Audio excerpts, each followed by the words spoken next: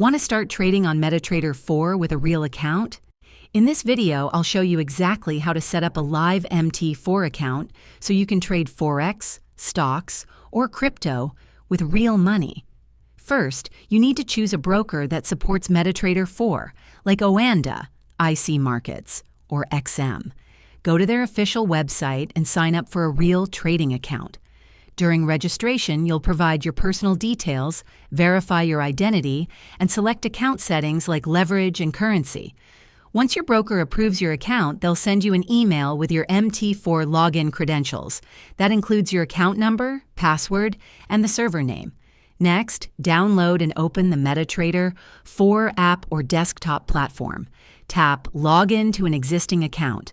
Enter the broker's server, your account number, and password.